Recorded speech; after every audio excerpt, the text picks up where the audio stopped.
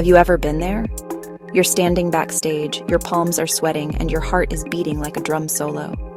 Maybe you're about to give a huge presentation, pitch a brilliant idea to investors, or walk into a nerve-wracking job interview.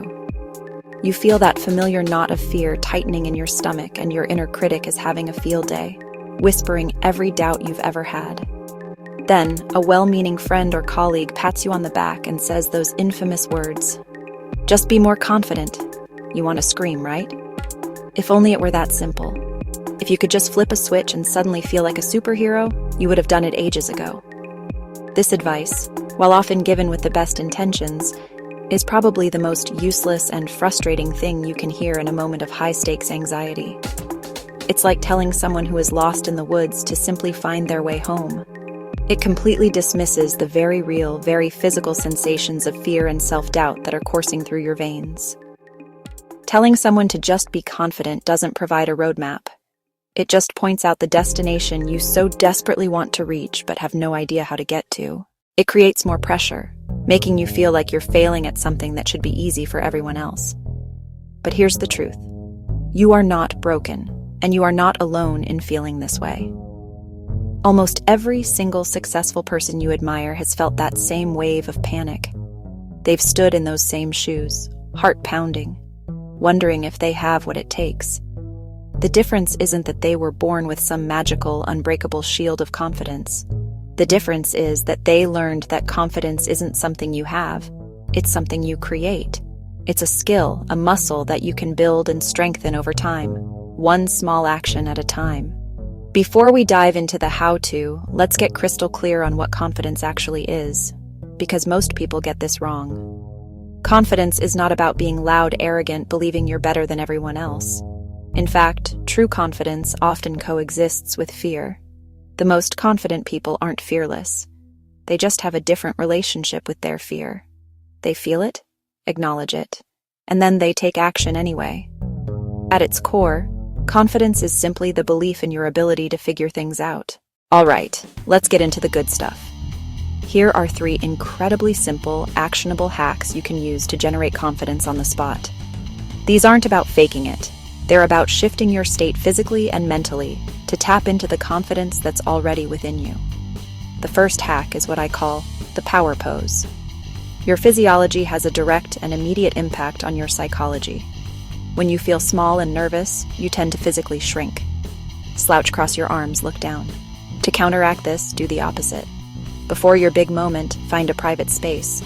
A bathroom stall works great. Stand like a superhero for 2 minutes. Put your hands on your hips. Lift your chin, open up your chest. This simple physical change sends a powerful signal to your brain that you are powerful and in charge. The second hack is the evidence log. Your brain is wired with a negativity bias. It's much easier to remember failures than wins. You need to consciously override this programming. Take out a piece of paper or open a note on your phone and quickly jot down 3 to 5 times you successfully handled a challenge. It doesn't have to be massive. Maybe you nailed a difficult conversation, learned a new software, helped a friend through a tough time. My friend Sarah did this before a salary negotiation. She reminded herself of successful projects and positive feedback. She walked into the meeting with factual evidence of her value, and she got the raise. The third hack is the focus flip. When we're nervous, our focus tends to be entirely inward. We're consumed with, what will they think of me? Am I going to mess up? Do I look stupid? This self-obsession is a confidence killer. The hack is to flip your focus from inward to outward. Instead of worrying about yourself, get laser-focused on the people you are there to serve. This shift from me to we transforms nervous energy into generosity and service. We've covered a lot, and it's easy to feel inspired now. But the real magic happens when you put this into practice. Confidence is not built by reading articles or watching videos. It's built through action. It's a muscle. It gets stronger with use. You don't go to the gym once and expect to be a bodybuilder. You show up consistently. Every time you feel the fear and take a small step forward anyway, you are doing a rep for your confidence muscle. I want you to remember this. Everyone starts somewhere. The most poised, articulate, and confident person you know was once a beginner.